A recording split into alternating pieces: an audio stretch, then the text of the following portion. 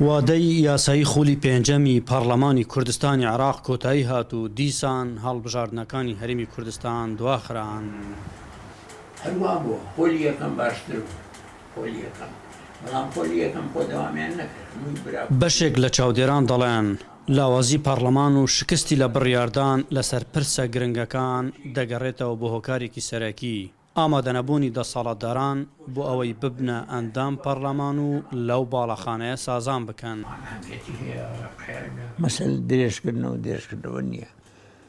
لە عالەمە پەرلەمان لە دووەلی دیموقراتی ڕئیس حیزبەکان مەسئولە گەورەکان هەموو لە ناو پەرلەمانن.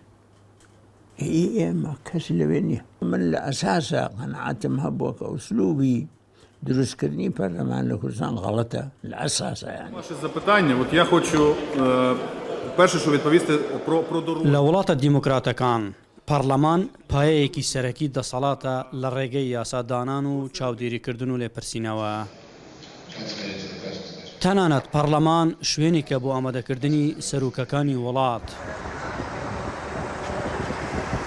بۆ نمونە لە ئەمریکا تا ئێستا 19 ئەندامی ئەنجومەنی نوێنەران و 17 ئەندامی ئەنجومەنی پیران توانی ویانە ببنە سەرۆک کۆمار.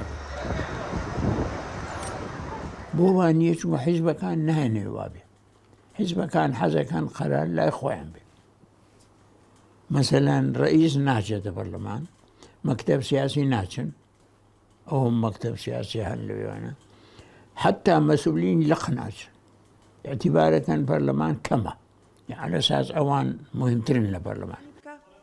بەڵێ تەو بەڵێ کەواتە ئێمە ئاماژە بە مادەی 48 شایانی باسە لە هەڵبژاردنەکانی ڕابردوودا چەندین سەرکردەی حیزبەکان خۆیان کاندید کردووە بۆ پەرلەمان، بەڵام دوای کوکردنەوەی دەنگ کشانەوەی خۆیان ڕاگەیاند و تەنانەت بۆ ڕۆژێکیش ئامادە نەبوون کە وەک ئەندام پەرلەمان دەست بەکار ببن. ئەحمەد جێباری دەنگی ئەمریکا، هەولێر.